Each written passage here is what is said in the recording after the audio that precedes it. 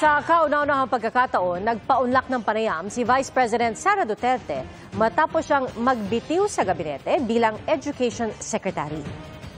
At nakatutok si Marisol Abduraman, exclusive. Nag-enjoy daw sa panunood si Vice President Sara Duterte sa championship game ng basketball bilang bahagi ng pagdiriwang ng Duo Festival sa Davao City.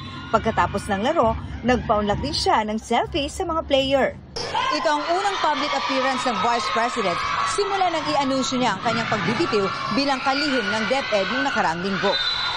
Sa ngayon, tuloy-tuloy raw ang kanyang trabaho habang wala pa siyang kapalit. Nalulungkot daw siya sa kanyang pagbibitiw sa DepEd. Yung pagpunta ko sa mga schools, pakikipag-usap ko sa mga estudyante at pakikipag-usap ko sa mga guro. Minahal ko talaga yung trabaho ko kaya nalulungkot ako.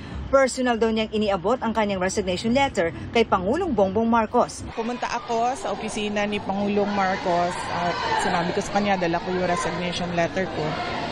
And maayos naman yung kanyang pagtanggap and maayos din yung pagtapos ng aming pag-uusap. Pero kumusta nga ba ang relasyon nila ng Pangulo? We are still friendly with each other on a personal level. Maayos naman daw siya sa kabila ng samot-saring reaksyon sa kanyang pag-alis sa gabinete. Hindi ko na kinonsider yung reactions ng mga tao. Kinonsider ko lang kung ano yung mas makakabuti para sa Department of Education. Hindi raw niya kinukonsulta ang kanyang desisyon sa kanyang amang si dating Pangulong Rodrigo Duterte. Walang consultation na with the former President Duterte. Sa akin lang yon. Pero may balak ba siya magbitiw bilang Vice President?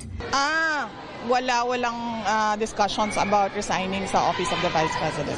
Ngayong wala na siya sa gabinete, saan na nga ba guguguli ng bise ang kanyang oras? Nakatutok na tayo ngayon sa Office of the Vice President. Meron kaming 10 projects sa Office of the Vice President.